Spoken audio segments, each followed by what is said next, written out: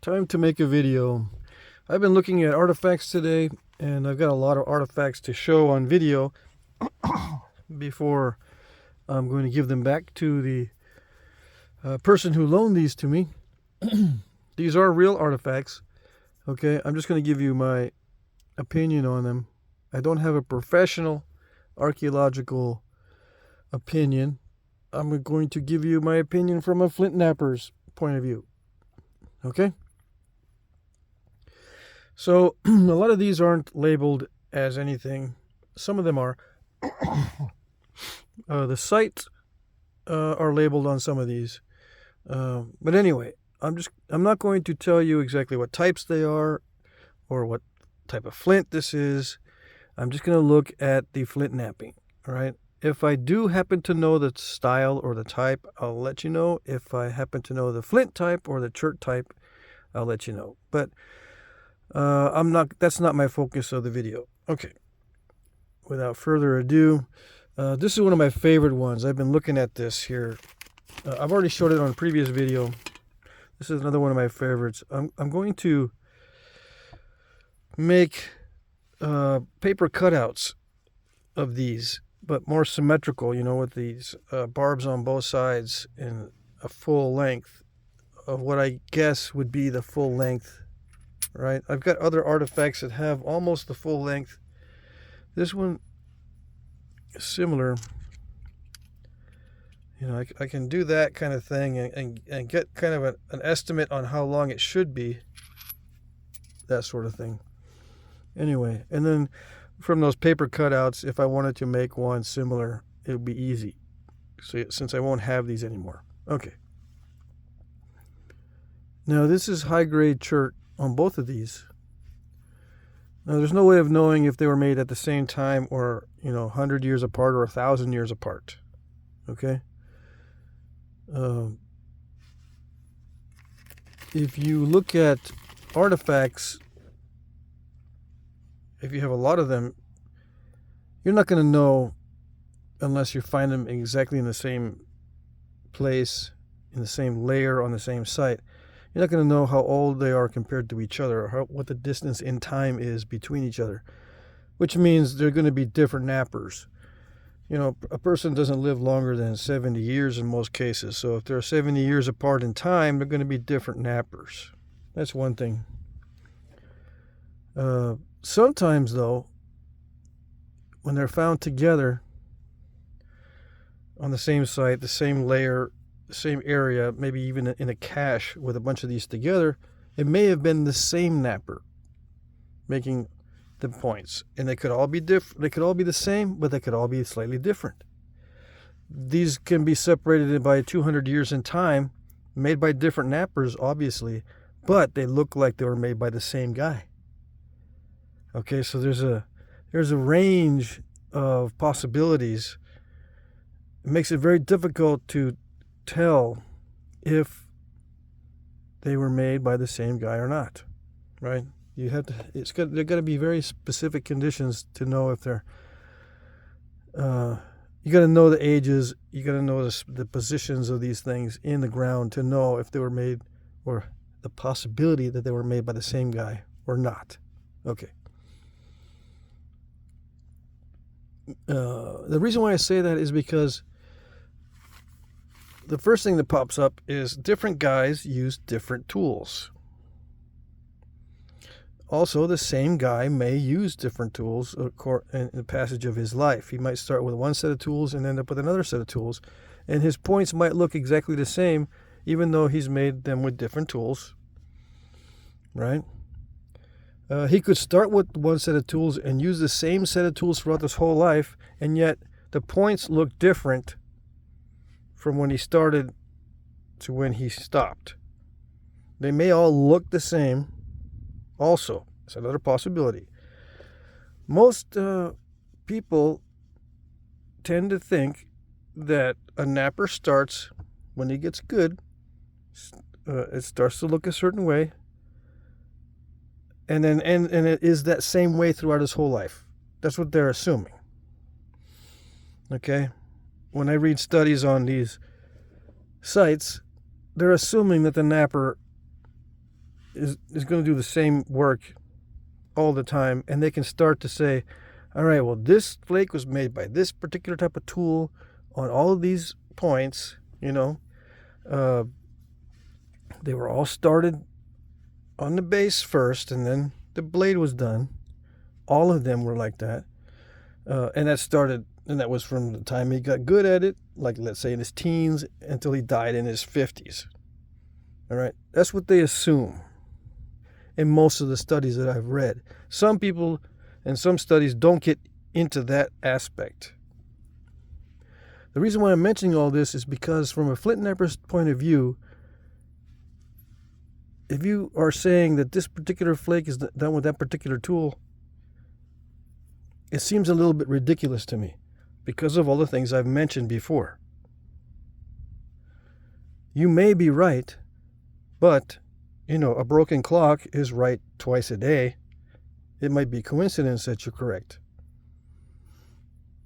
Most of the time I think that if you assume that you know what kind of tool made what flake, you're going to be wrong.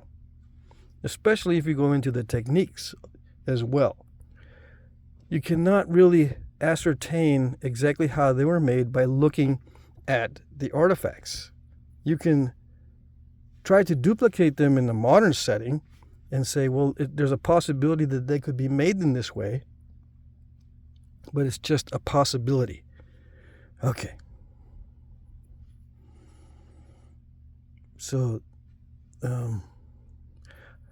I don't know how old these are compared to each other. On all of these artifacts that I've been looking at that I'm borrowing, I don't know the difference in ages between the artifacts. Most of these are found on the same site, but the sites are occupied for hundreds and sometimes even thousands or tens of thousands of years. So these could all be made, you know, within 200 years of each other, or they could be 2,000 years apart. From, let's say, this one and this one, these may be 1,000 years apart. You never know. Okay? And if you look at them and say, okay, well, this is a antler tine flake with a 1/4 inch tip. This is an antler tine flake with a 1/4 inch tip for this flake as well. They're made by the same technique, with the same tool, with the same skill level, and same experience, yada, yada, yada. And you can tell how they were made. It just seems, ridiculous, okay? To me. I don't know. Anyway. So, yeah, I just needed to get that off my chest in the beginning, since everyone watches at least 4 minutes, right? No, it's 8 minutes, actually. I lost some people. I had a captive audience there for a little while.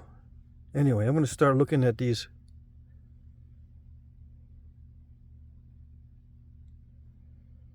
And you might ask, if you're new to the channel, and this is the first one of my videos that you've watched, you're going to say, well, what other techniques are there other than a antler tine point with a 1/4 inch tip, an antler tine with a 1/4 inch tip to make that flake? What other things are there?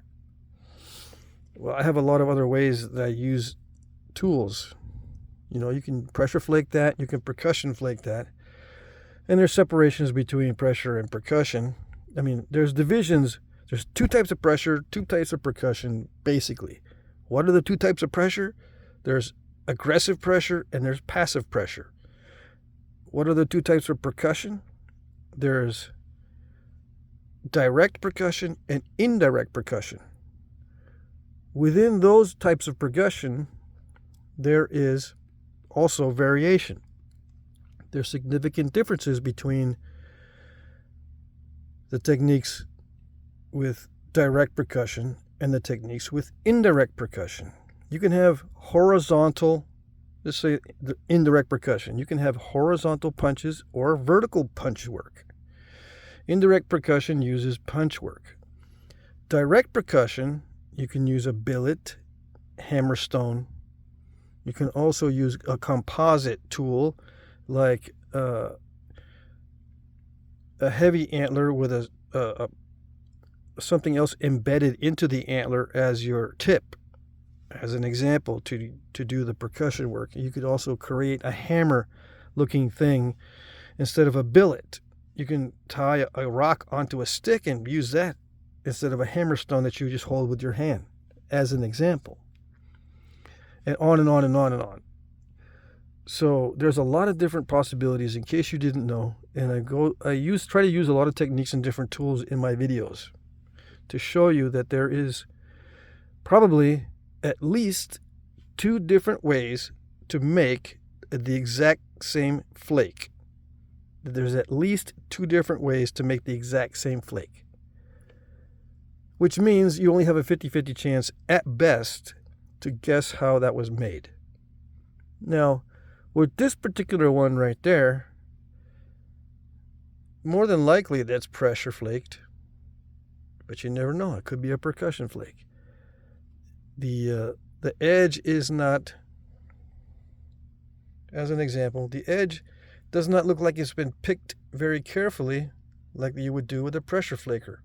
It looks more like a percussion edge, like they did it with some sort of punch and didn't touch it up with pressure. I could be wrong, right? But you never know. And the reason why I say there's more than one way is because there are significant differences. Let's say it is done with pressure. There are significant differences between aggressive pressure and passive pressure in the learning of the technique. They are different enough to have significant differences in them to be different techniques. I don't know if that makes sense. Okay? So if you got different techniques for pressure flaking, it is made in a different way.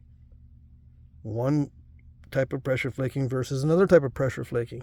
So how do you know which one it was? My point is, you don't. Okay. Let's put this back. Oh, another curious thing about some of these is the stem, which is this lower part for hafting, is sometimes not in alignment with the blade. See how this little ear kicks up? Which means the center line of the stem is this way. The blade center line is that way. So the stem is not in alignment with the blade. Now, if you've not made them this way, then this is one way that you have not made them the way they used to make them. If you're only making them where everything's on the same plane, let's see if I can find one. If you're only making them like this, that's just one way that they were made. They were not always made that way. See how that one ear is kicked up or, kicked down? If you're not making some of them like this, if you're thinking you are making them in the way they used to, and you're not making some of them like this, you're not making them in the way they used to. Okay? That's another thing. This one looks like it was all made on the same plane. It could have been made from a flattened, thinned biface, and then all these put in later. The notches for the barbs and the notch for the stem. It could have been put in last, in other words.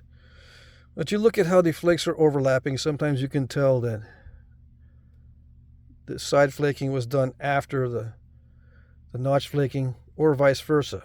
The side flaking was done before the notch flaking. You can kind of tell sometimes.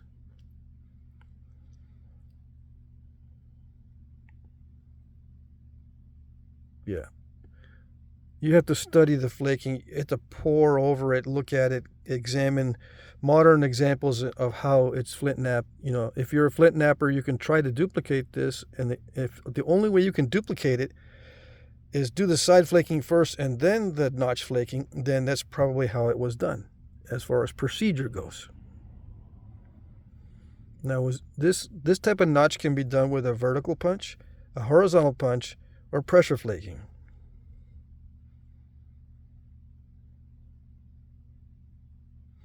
It's probably not done with direct percussion because you can't get in there very easily unless you've got extremely good hand-eye coordination to punch that out with direct percussion. It's usually done with a punch work or with a pressure flaker. but you don't know which one it is, so you have only a 50-50 chance of knowing exactly how it was made or guessing right.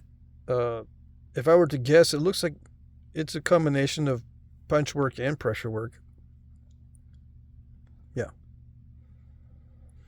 These notches are not symmetrical, though. It looks like this one up here is higher than that one. So if you are making them everything symmetrical, you're not making them exactly how they used to be made. There's also that.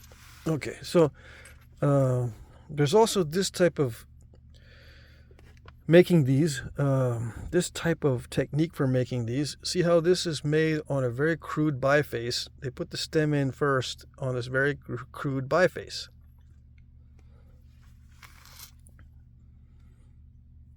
How did they make the biface? Can we determine if it's direct percussion or indirect percussion?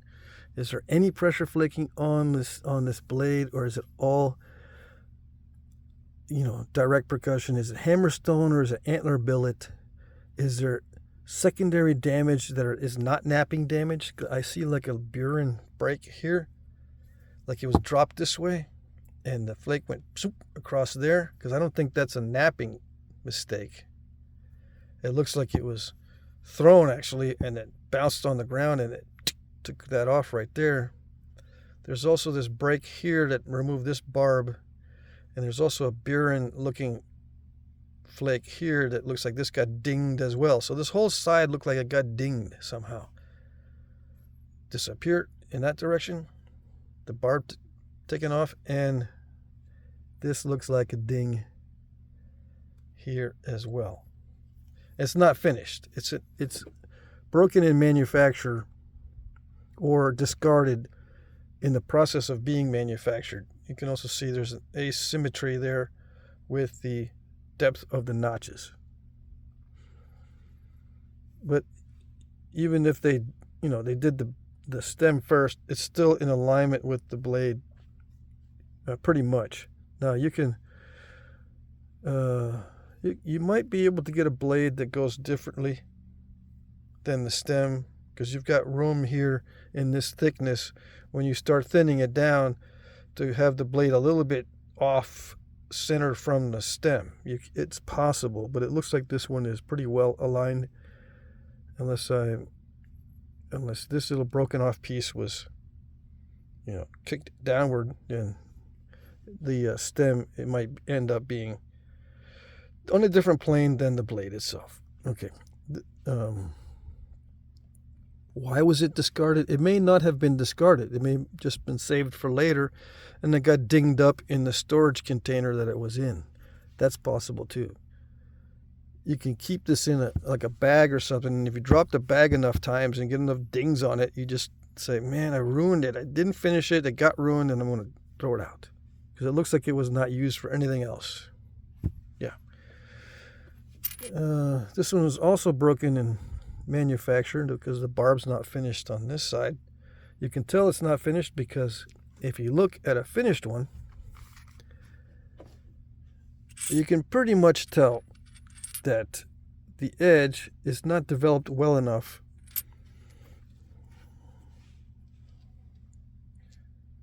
compared to a finished one. This is a finished one. You can tell that the edge is not that great on this. So this is not finished. And it's pretty obvious that this does not have any refinement to it.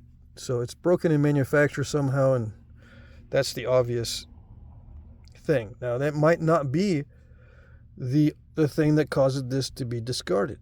It may have been this punch or this big pressure flake that popped off this barb, and this was just left for later or used for something else. They used the tip for something else and broke it in half. And this is not a napping mistake. It could also have been stepped on, snapped in half.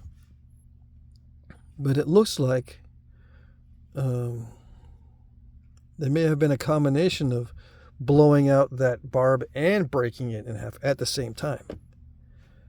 Yeah. But who knows? It's hard to tell.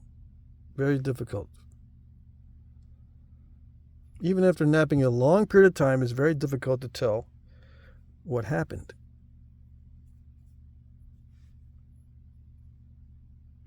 I've been napping for a long time. I look at these, and a lot of times it just exhausts. It gets exhausting because you don't know.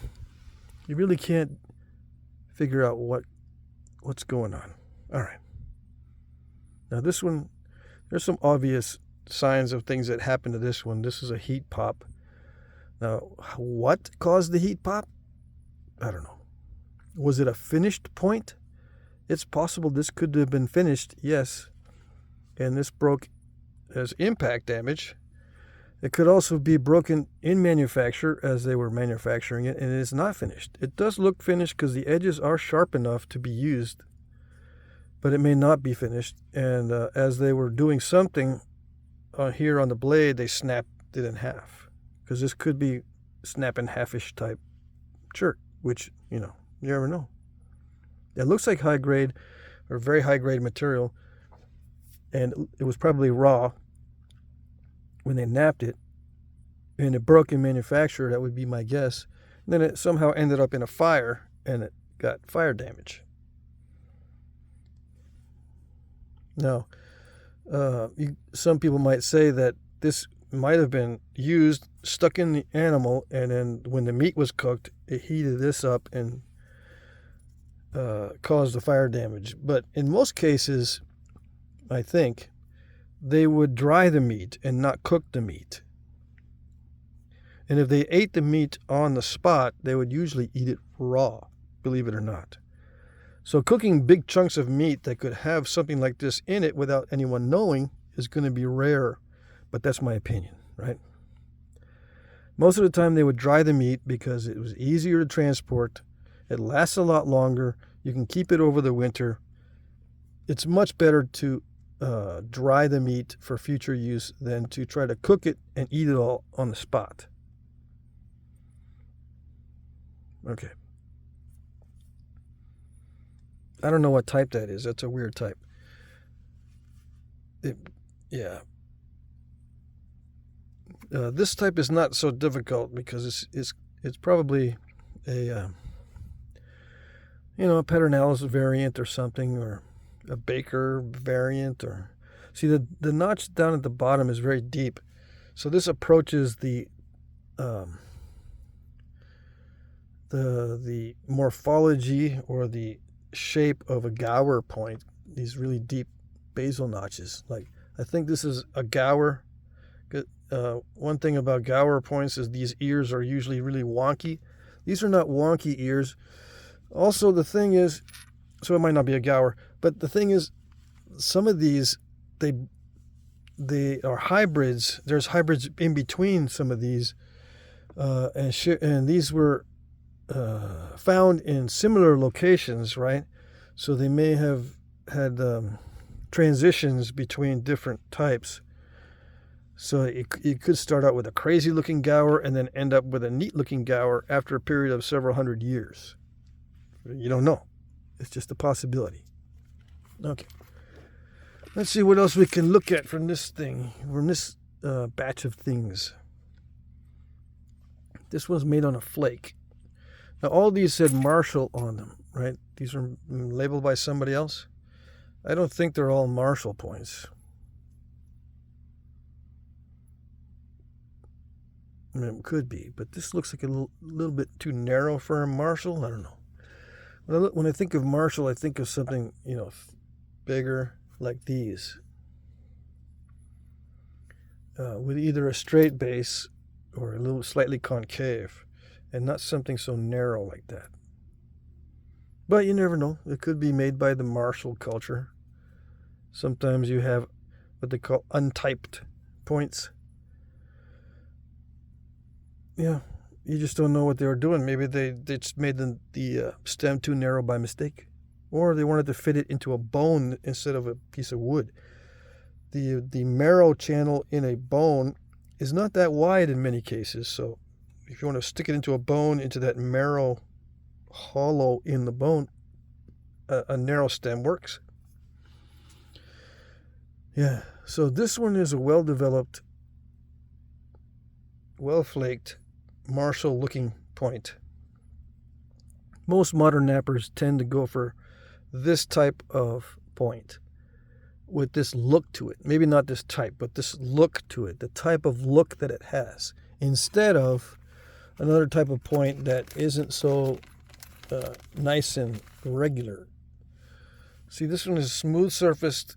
This one has a step fracture right there and some steppiness, and it's not as smooth as this one. All right, modern nappers tend to make theirs a little bit too neat and clean, which it doesn't mean they didn't do it that way in the past, because this is an obvious example that they did do it nice and neat and clean in the past. But in many cases, or probably most cases, they made them steppy and crunchy sometimes. There are crunchy areas on them. Like, this is also a well-developed, thin point, but there's step fractures in it. All right. There's also a really long flake right there that shows, or that indicates, the possibility of a highly skilled napper to be able to send a flake like this long, narrow flake, that far across without overshooting. That's a lot of skill right there, in my opinion. So why would such a skilled napper leave such a big mistake?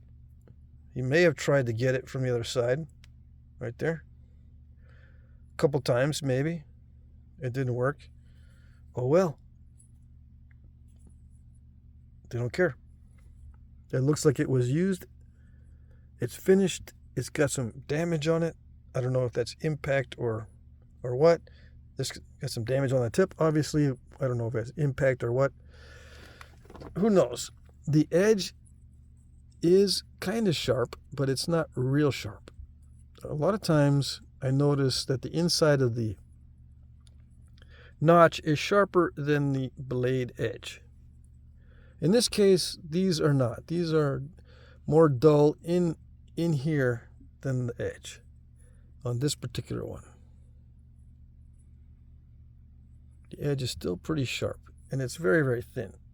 So that was a skilled napper, but he didn't care about the step fractures. Okay?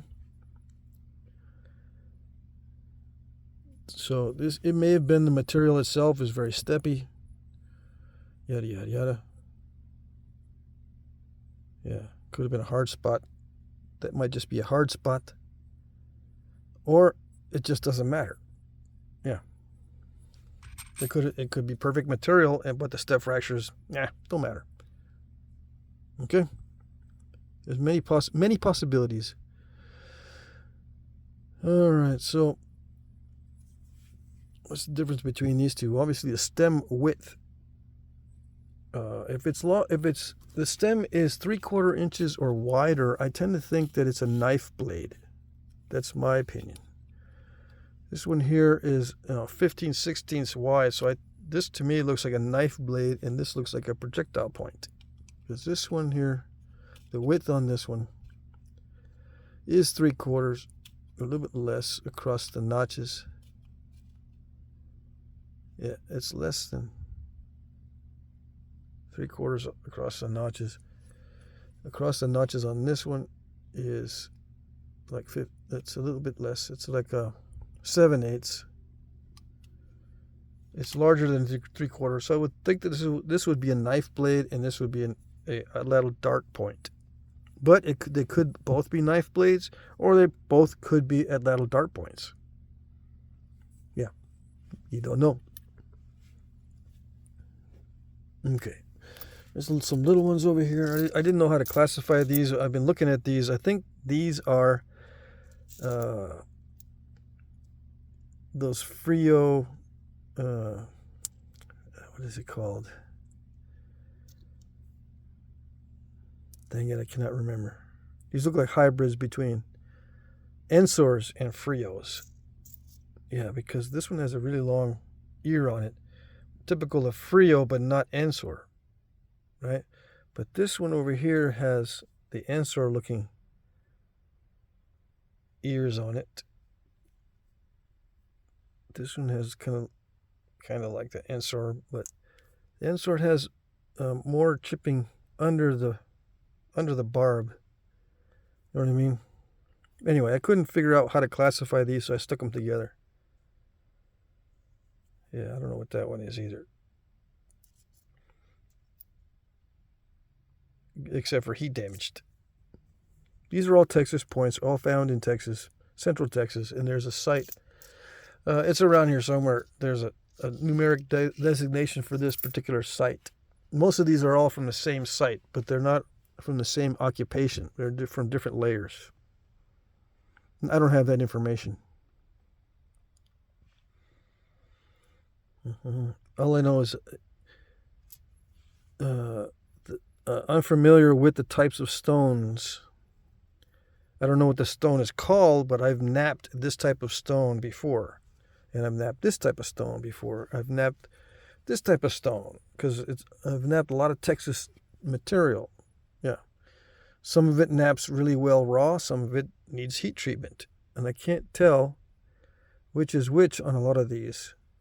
Now, I have had a chance lately to nap real artifacts, little bifaces and little scrapers and stuff.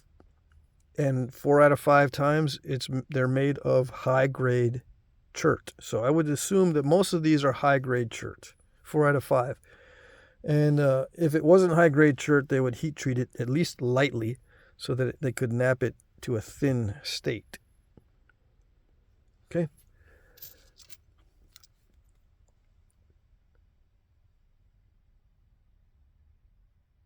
This looks like all kinds of damage.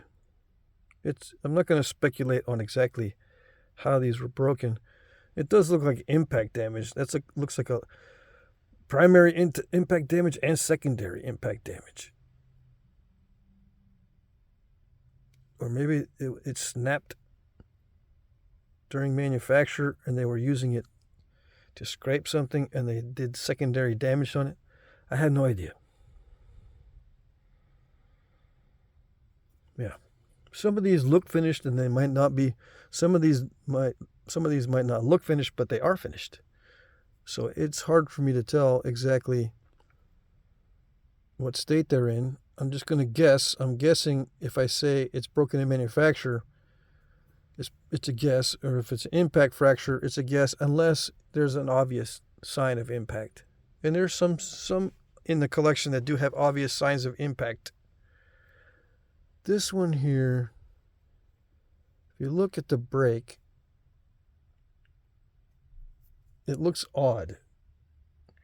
Some of these are subject to heat,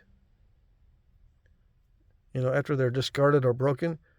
And then after they've become heat damaged, you can't see it from the outside, but then if something gets dinged, you can see it's been heat damaged.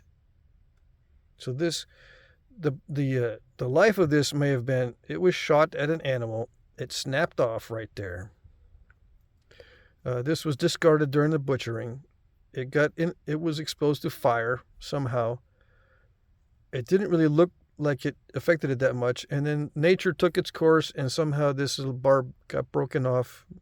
Somehow, maybe someone stepped on it, or some other biological thing going on where it snapped off, some kind of tumbling or whatever, and it looks like that looks odd. It looks like this might be heat damaged, but you don't know until you start chipping on it. I'm not going to start chipping on it. What's interesting from a flint knapper's point of view is the edge development. You got thick spots, you got thin spots, you've got asymmetry, you've got a favoring of one side. On this one here, they favored when they were doing looks like they were doing some pressure flaking. They did it mainly on this side, and they didn't try to thin down that side. But it may have been difficult to thin it down on that side. Who knows? There is some flaking going on there.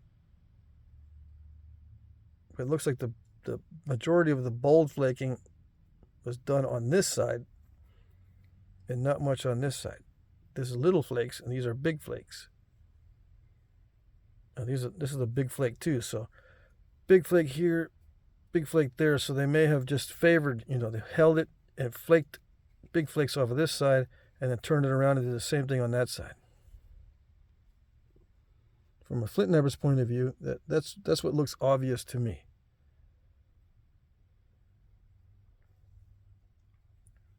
And this was done, it looks like it was done after the stem was put in. But you'd never know. It could have been before. Yeah. And see this little crack right there? It looks like the beginnings of a fire pop. Although it could be flint knapping damage when putting in the notch, but it looks like the beginnings of a pot lid or a fire pop. Okay. So I reached 30 minutes. I'm going to put aside this batch and bring out the next batch.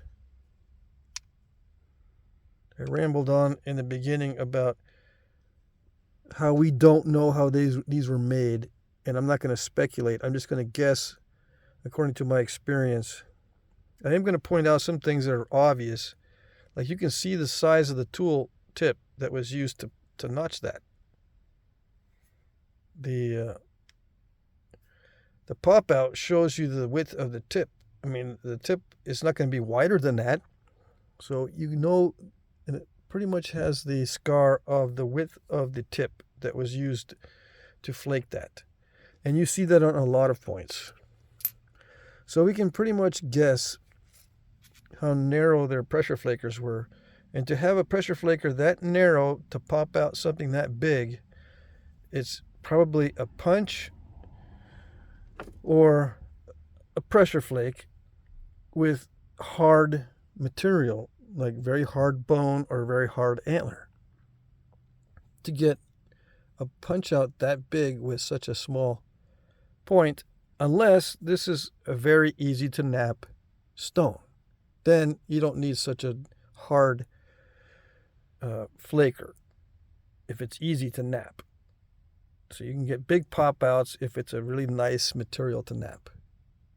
So there's all different kinds of explanations, but one of them that's pretty obvious that you can get right is that's going to be the width of the flaker.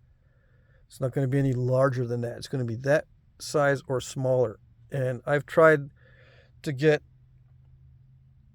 pop outs like that at the bottom of the notches with more narrow flakers than that, and it's hard to do unless it's extremely tough material. Like you have a fluke, and the antler you have is fluky, and it's very hard, and you can get a very narrow or very thin flaker in there and pop that out, and it looks like you used a bigger one. But my guess would be that's the size of the flaker, because I have used those at that size. That looks like a 16th of an inch or something. Yeah, I have used flakers that are 16th of an inch wide at the tip. Yeah, so it is possible that the flaker was that wide, and so forth and so on. You can just obsess over all of these and try to figure that kind of stuff out.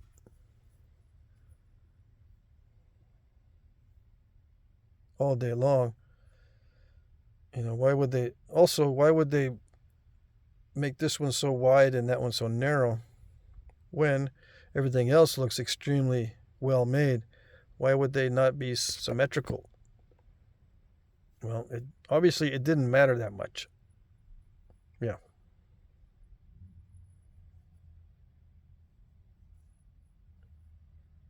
Everything else looks symmetrical, but the notches are different. Yeah. It didn't matter. Look at that base. It looks very symmetrical too. All right. Okay. I'm going to break out the next batch for the next video. All right. That's it.